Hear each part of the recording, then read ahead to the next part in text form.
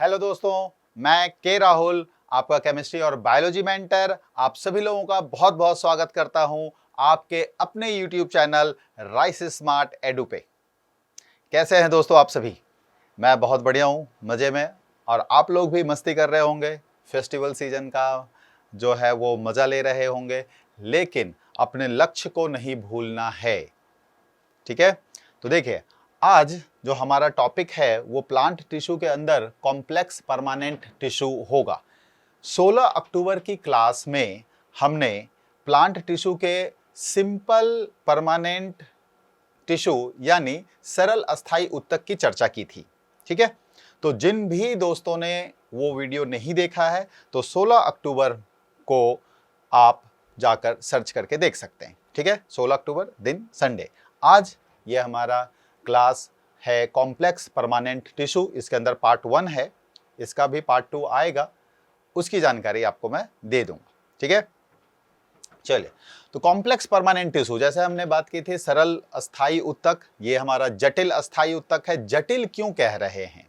तो सरल में और जटिल ऊतक में अंतर सिर्फ इतना है कि जो सरल ऊतक था वो सिर्फ एक ही प्रकार की कोशिकाओं या सेम काइंड ऑफ सेल्स से बना हुआ था। ये जो जटिल ऊतक यानी कॉम्प्लेक्स टिश्यू है, ये डिफरेंट टाइप्स के सेल्स से बने हुए हैं, यानी एक से अधिक प्रकार के कोशिकाओं से बने हुए हैं। तो more than one type of cells, लेकिन इन सभी का ओरिजिन कॉमन है और ये फंक्शन भी मिलजुल कर एक करेंगे। तो समान उत्पत्ति वाली एक से अधिक प्रकार की कोशिकाओं का समूह है। विभिन्नता है इसमें, है ना, जैसे हमारा भारत देश विभिन्नताओं में एकता का देश है, अनेकताओं में एकता का देश है, वैसा ही यहां भी है कि regardless of different appearances all the cells coordinate to perform a common function. Although ये सारे सेल्स अलग अलग अपीयरेंस में हैं, अलग अलग आकार है, प्रकार है, अलग अलग ओरिजिन, कॉमन ओरिजिन है, लेकिन अलग कुछ डेड है, कुछ लिविंग है, बट फिर भी ये सब मिलकर एक कार्य को संपादित करते हैं। ठीक है, तो ये हमारा परिभाषा हुआ जटिल अस्थाई ऊतक का। ठीक है, यानी कॉम्प्लेक्स परमानेंट टिश्यू। अब हम इसके टाइप्स की बात कर लेते हैं कि कॉम्प्लेक्स परमानेंट टिश्यू कितने प्रकार के होते हैं। बहुत आसान सा है, सिर्फ 2 प्रकार के हैं। एक हमारा है जाइलम, दूसरा हमारा है फ्लोएम। ठीक है, जाइलम को हम वुड के नाम से भी जानते हैं और फ्लोएम को हम बास्ट भी कहते हैं। तो कहीं अगर बास्ट लिखा हो तो आप समझ जाएं कि वो फ्लोएम की बात कर रहा है, कहीं अगर वुड लिखा है तो भी वो जाइलम की बात कर रहा है। तो ये 2 हमारे कॉम्प्लेक्स परमानेंट टिश्यू के टाइप हैं। अब हम इन्हीं को पढ़ेंगे। तो जो हमारा फर्स्ट पार्ट है, हम इसमें जाइलम और उससे संबंधित महत्वपूर्ण क्वेश्चन आंसर्स की बात करेंगे। जो इसका सेकंड पार्ट होगा, हम उसमें फ्लोएम और उससे संबंधित इंपॉर्टेंट क्वेश्चन आंसर्स का डिस्कशन करेंगे। ठीक है, तो जो फर्स्ट पार्ट हमारा ये है, इसमें हम सिर्फ जाइलम और उसके इंपॉर्टेंट क्वेश्चन आंसर्स की बात करेंगे। ठीक है, तो हमने पहले देख लिया जाइलम, जिसे हम वुड भी कहते हैं। तो ये रेस्पॉन्सिबल है किसके लिए? Transport of water and minerals. तो प्लांट्स में वाटर और मिनरल्स के ट्रांसपोर्ट के लिए जो रेस्पॉन्सिबल टिश्यू है वो है जाइलम। तो जाइलम रूट्स की मदद से प्लांट्स क्या करता है? वाटर एब्जॉर्ब करता है। तो जब वो एब्जॉर्ब हो जाता है तब ये जाइलम रूट के टिप से लेके प्लांट के टिप तक वाटर और मिनरल्स का सप्लाई करता है। ठीक है, तो ये वन डायरेक्शनल होता है, सिर्फ नीचे से ऊपर की तरफ जाता है, ऊपर से नीचे की तरफ नहीं आता है। ये ध्यान देने वाली बात है। ठीक है, तो ओनली अपवर्ड मूवमेंट। ठीक है, या पानी और खनिज लवणों को जड़ों से पौधे के अन्य भागों, पौधे के अन्य भागों मतलब क्या? लीव्स में, फ्लावर्स में, फ्रूट्स में, स्टेम्स में, ब्रांचेज में, और ये केवल ऊपर की ओर गति कराते हैं। पानी को सिर्फ नीचे से ऊपर लेके जाते हैं, ऊपर से नीचे नहीं आता है। वन वे ये हमारा ट्रैफिक होता है। ठीक है, नेक्स्ट। अब जाइलम, जैसे कि हमने बात की कि ये जटिल ऊतक है, तो इसमें एक ही तरह के सेल्स नहीं है विभिन्न प्रकार के सेल्स हैं। तो ये कौन कौन से विभिन्न प्रकार के सेल्स हैं, डिफरेंट टाइप्स के सेल्स हैं, कोशिका हैं, हम उसकी बात करते हैं। तो हम इसे कहते हैं एलिमेंट्स ऑफ जाइलम, यानी जाइलम के तत्व। तो ये 4 हैं, जिसमें से पहला हमारा है ट्रैकिड्स, जिसे हम वाहिनिकी कहते हैं। दूसरा हमारा है वेसल्स, जिसे हम वाहिका कहते हैं। तीसरा हमारा जो है वो है जाइलम पैरेन्काइमा, चूंकि जाइलम को वुड भी कहते हैं इसलिए वुड पैरेन्काइमा भी आपको लिखा हुआ मिलेगा इंग्लिश में, हिंदी में सिर्फ जाइलम पैरेन्काइमा। और चौथा हमारा है जाइलम फाइबर या वुड फाइबर, जिसे हम जाइलम तंतु भी कहते हैं। ठीक है, तो ये 4 जो हैं जाइलम के कंपोनेंट्स हैं। ठीक है, जाइलम के ये 4 अलग अलग भाग हैं, ये चारों मिलकर जल और खनिज लवणों के परिवहन में कार्य करता है। ठीक है, तो हम इन्हीं चारों का अलग अलग कार्य विस्तृत रूप में अध्ययन करने जा रहे हैं। ठीक है, तो नेक्स्ट अब हमारा आता है क्या, ट्रैकिड, जिसे हम वाहिनिकी कहते हैं हिंदी में। तो क्या कहते हैं, दीज आर डेड, डेड मतलब क्या, ये सभी मृत हैं। लॉन्ग यानी कि लंबी हैं। ट्यूबुलर यानी नलिकाकार हैं। एंड नॉन पोरस या नॉन परफोरेटेड यानी इनमें छिद्र नहीं होता। ठीक है, साइड वॉल्स की तरफ छेद नहीं होता। स्ट्रक्चर विद टैपरिंग एंड्स, तो आप देखेंगे कि बीच में मोटा होता है और कोने में ऊपर और नीचे पतला हो जाता है। तो यही हमारा कहलाता है सिरा पतला होता है, यानी टैपरिंग एंड होते हैं। इसका जो सेल वॉल होता है वो काफी थिकेंड होता है, और उसमें थिकनिंग जो होती है वो किसकी वजह से होती है, लिग्नीन की वजह से होती है। तो इसकी जो सेल वॉल है उसमें मेन जो थिकनेस के लिए रेस्पॉन्सिबल केमिकल है वो है लिग्नीन, ये याद रखना है। और उसके बाद जब ये डेड है, तो डेड होने का मतलब हम इसको ऐसे कह सकते हैं कि विदाउट प्रोटोप्लास्ट।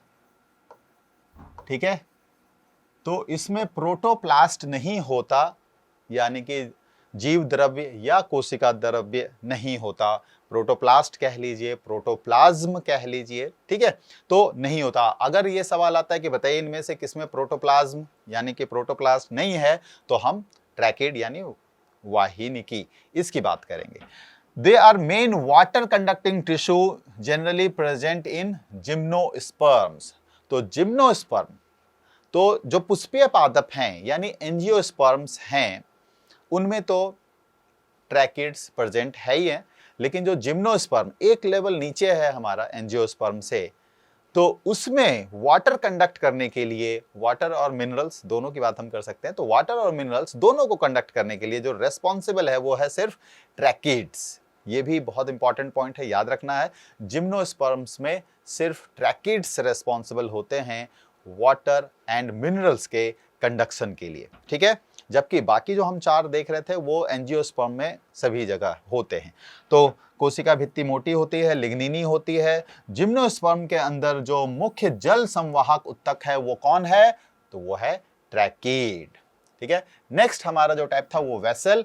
ध्यान में रखना है, ये वेसल जिम्नोस्पर्म में एब्सेंट होता है, अनुपस्थित होता है, लेकिन एंजियोस्पर्म यानी पुष्पीय पादपों में ये प्रेजेंट होता है, उपस्थित होता है। तो ये लंबे होते हैं, परफोरेटेड यानी छिद्र युक्त होते हैं, ये भी नलिकाकार है, और formed by a row of cells placed end to end. मतलब ये एक समझ लो कि एक ये लंबी सी छोटी छोटी ये नलियां हैं और इनको एक के ऊपर एक ऐसा रखा जाता है। तो क्या होता है, एक दूसरे के साथ इनकी कनेक्शन बनी होती है। तो जब रूट्स से ये वाटर एब्जॉर्ब करते हैं तो यहां से ये आया, और इस परफोरेशन की वजह से एक ट्यूब से दूसरे से तीसरे से चौथे से होता हुआ प्लांट्स के डिफरेंट पार्ट्स में मूव कर जाता है। कौन मूव करेगा, तो वाटर्स एंड मिनरल्स। ठीक है, तो these are also dead cells with lignified walls. तो जिस तरह से हमने देखा ट्रैकिड्स यानी वाहिनिकी वो मृत कोशिकाएं हैं, उनमें प्रोटोप्लाज्म नहीं होता, वैसे ये भी मृत कोशिकाएं हैं, इनमें प्रोटोप्लाज्म नहीं होगा, जीव द्रव्य या कोशिका द्रव्य नहीं होगा। और जिस तरह से ट्रैकिड्स यानी वाहिनिकी की कोशिकाओं में लिग्निन का डिपोजिशन था, वैसे ही यहाँ भी इनकी कोशिकाओं की भित्ति में लिग्निन नामक केमिकल का डिपोजिशन है। ठीक है, जिसकी वजह से ये काफी मोटी हो जाती हैं। नेक्स्ट, एब्सेंट इन जिम्नोस्पर्म बात हमने की थी, ये जिम्नोस्पर्म में अनुपस्थित होते हैं। एक महत्वपूर्ण क्वेश्चन यहां से बनता है कि इनमें से कौन ऐसा है जो जिम्नोस्पर्म में नहीं पाया जाता, तो ये है वेसल्स। ठीक है, ट्रैकिड्स प्रेजेंट होता है जिम्नोस्पर्म में भी और एंजियोस्पर्म में भी, लेकिन वेसल्स ये सिर्फ एंजियोस्पर्म में प्रेजेंट होता है, जिम्नोस्पर्म में प्रेजेंट नहीं होता। ठीक है, जिम्नोस्पर्म में अनुपस्थित होता है। वाहिका का होना एंजियोस्पर्म का एक प्रमुख गुण है। यानी अगर क्वेश्चन आ जाए कि इनमें से किसमें वाहिका प्रेजेंट है, तो आपको 4 ऑप्शन में से 3 जिम्नोस्पर्म के होंगे, 1 एंजियोस्पर्म का होगा। तो जो एंजियोस्पर्म वाले प्लांट हैं वही हमारा सही आंसर होगा।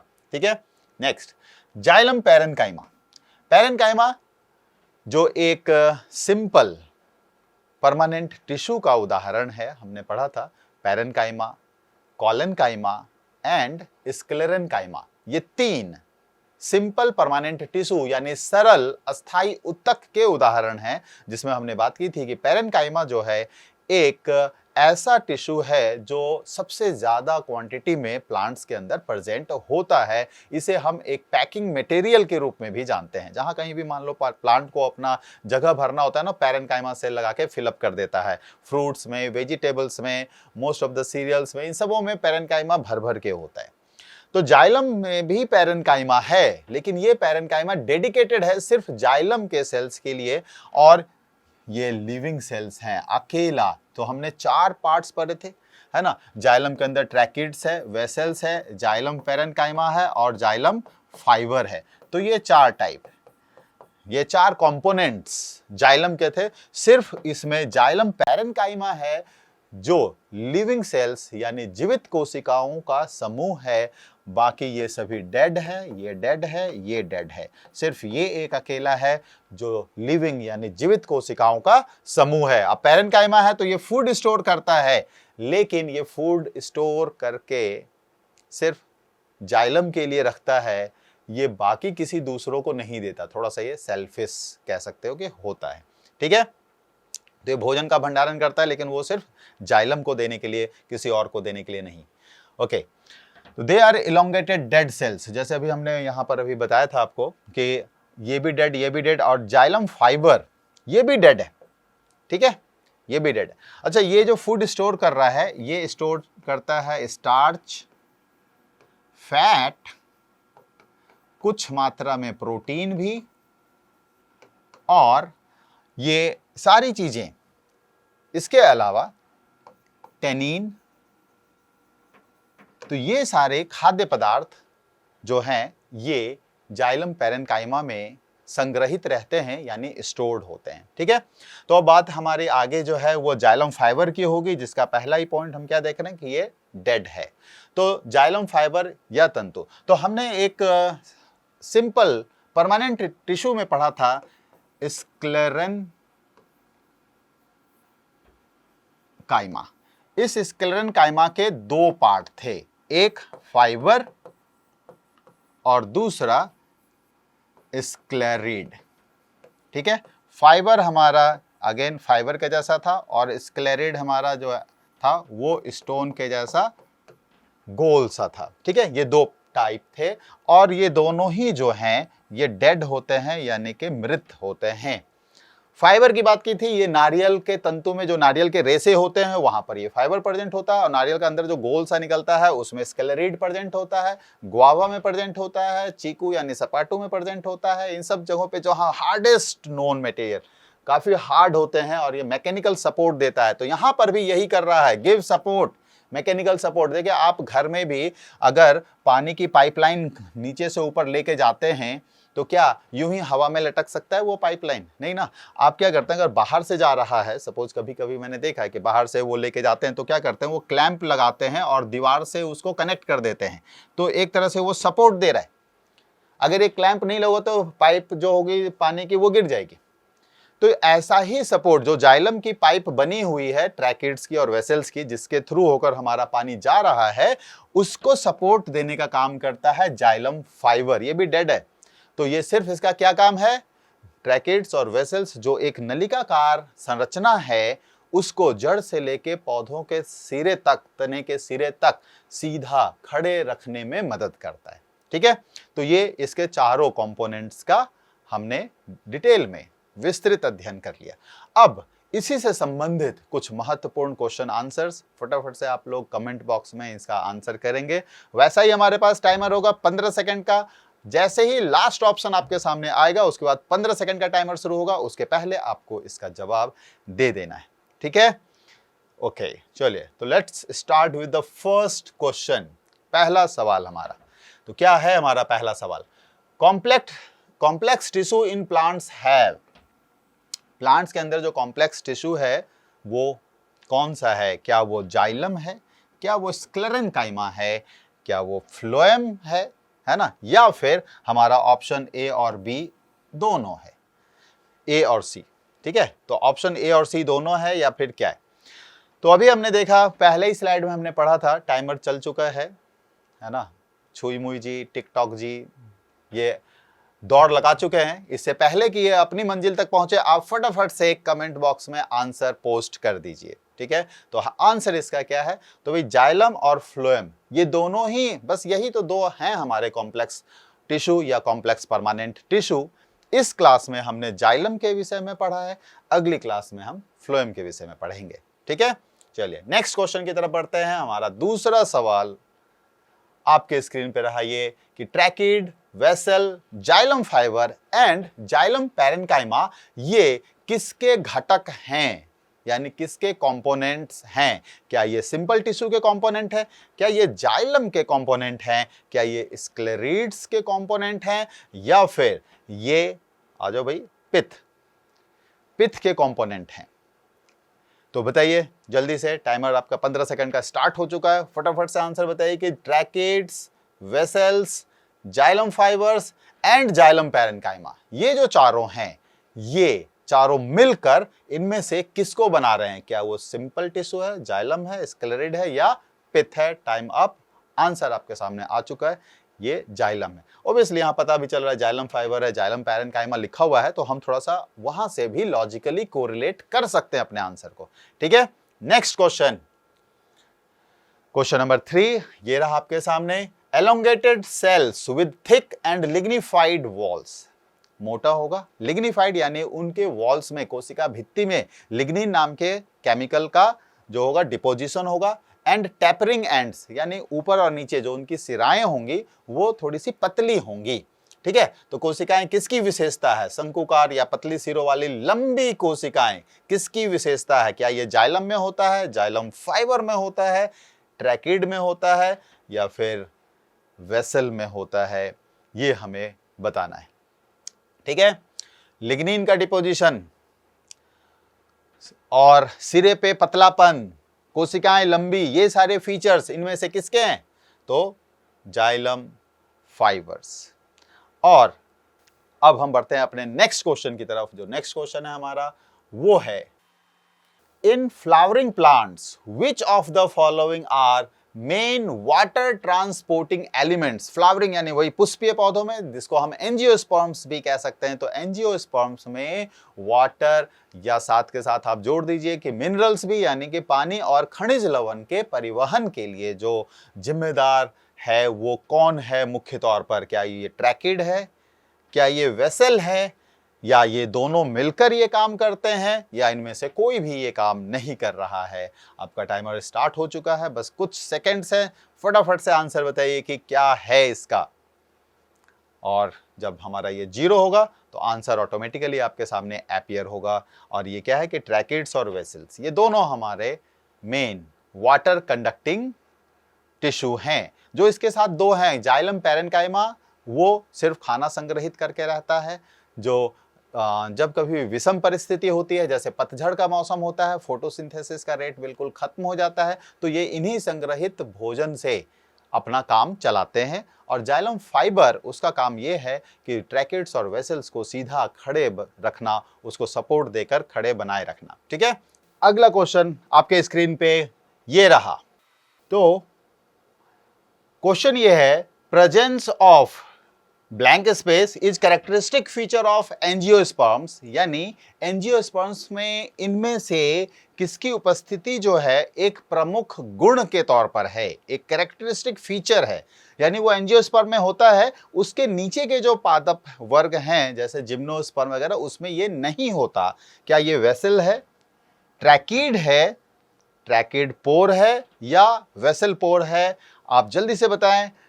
छुई मुई जी, टिकटॉक जी चल चुकी हैं, समय आपका समाप्त हो रहा है। समय समाप्त हो इससे पहले आप जल्दी से कमेंट कर दें और उसके बाद क्रॉस चेक करें कि क्या आपका आंसर सही था या नहीं। तो जी हाँ दोस्तों, मैंने आपको अभी बताया था कि वेसल्स जो है ये जिम्नोस्पर्म में अनुपस्थित होते हैं, लेकिन ये एंजियोस्पर्म्स में उपस्थित होते हैं। ठीक है, ट्रैकिड्स जिम्नोस्पर्म में भी होते हैं, एंजियोस्पर्म में भी होते हैं, लेकिन वेसल्स ये सिर्फ एंजियोस्पर्म्स में होते हैं, जिम्नोस्पर्म में नहीं होते हैं, इसलिए ये एंजियोस्पर्म का एक प्रमुख गुण है। चलिए अब बढ़ते हैं अपने अगले सवाल की ओर। अगला सवाल ये रहा आपके स्क्रीन पे।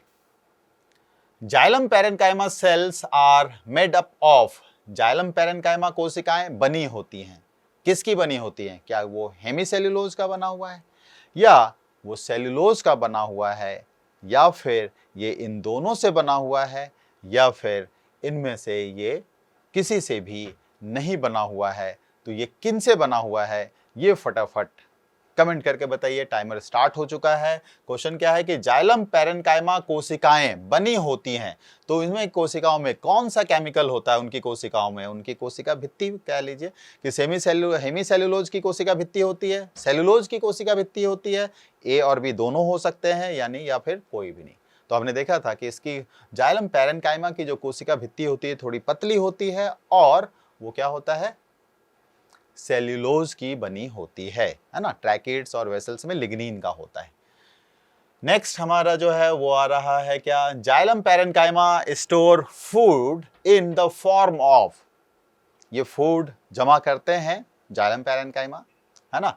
भोजन को किस रूप में संग्रहित करते हैं, खाद्य पदार्थ को किस रूप में संग्रहित करते हैं? तो उदाहरण दिया था कि यहाँ स्टार्च भी है, फैट भी है, कुछ मात्रा में प्रोटीन को भी संग्रहित करते हैं और टैनिन को भी संग्रहित करते हैं।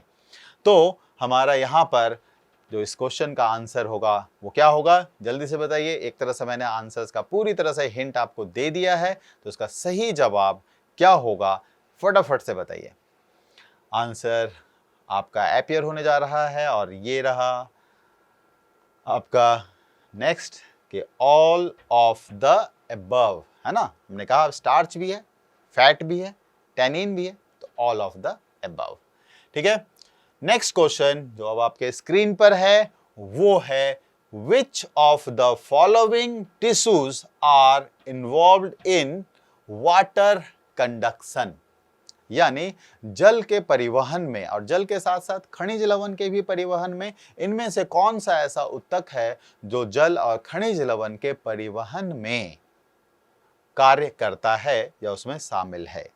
क्या वो जाइलम और फ्लोएम है, क्या वो ट्रैकिड एंड वेसल हैं, है ना, यानी वाहिनिकी और वाहिका, या फिर वो पैरेन्काइमा या स्क्लेरेन्काइमा का समूह है, या फिर वो xylem fibres and bast fibres का समूह है? इनमें से कौन ऐसा दो हैं जो जल के परिवहन के लिए जिम्मेदार ऊतक है?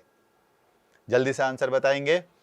समय आपका समाप्त होने पर है, फटाफट से आंसर बता दीजिए। तो आंसर हमारा क्या आ गया, ट्रैकिड्स एंड वेसल्स, वाहिनिकी एंड वाहिका।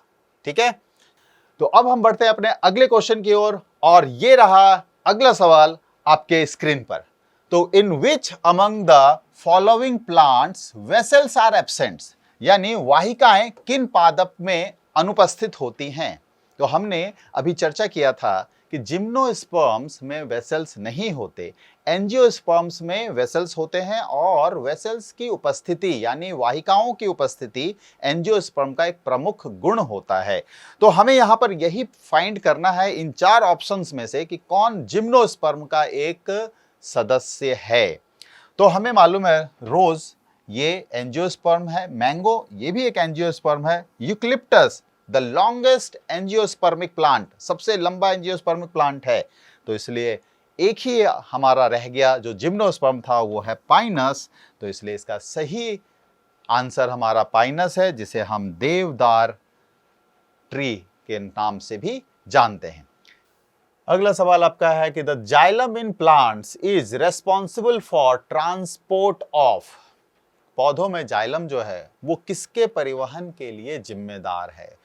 2 बार पहले भी इनडायरेक्ट वे में रिपीट हुआ है, अलग अलग तरीके से एक ही क्वेश्चन पूछे जा रहे हैं, है ना। हर बार कह लो कि वो अपने परीक्षार्थियों को, कैंडिडेट्स को कंफ्यूज कराने की कोशिश कर रहे हैं।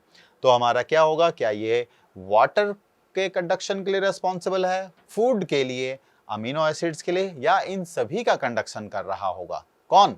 जाइलम। तो जल्दी से बताइए, बस कुछ सेकंड्स रह गए हैं, टाइम अप। अब आप बताइए कि आंसर, क्रॉस चेक कीजिए कि क्या वो आंसर जो आपने कमेंट बॉक्स में डाला था सही है या नहीं। तो ये हमारा है वाटर, ठीक है। तो इस पूरे सेशन के दौरान हमारे साथ बने रहने के लिए आप लोगों का बहुत बहुत धन्यवाद। आज हमने कॉम्प्लेक्स परमानेंट टिश्यू का जाइलम वाला पार्ट और उससे संबंधित महत्वपूर्ण क्वेश्चंस का डिस्कशन किया। नेक्स्ट क्लास में फ्लोएम की बात करेंगे, तो अगली क्लास के लिए भी आप लोग जरूर से उपस्थित होइएगा, तभी हमारा प्लांट टिश्यू का पूरा जो सीरीज है वो कंप्लीट होगा। आपके उज्जवल भविष्य और स्वर्णिम भविष्य की कामनाओं के साथ मैं के राहुल आपसे विदा लेता हूं। All the best.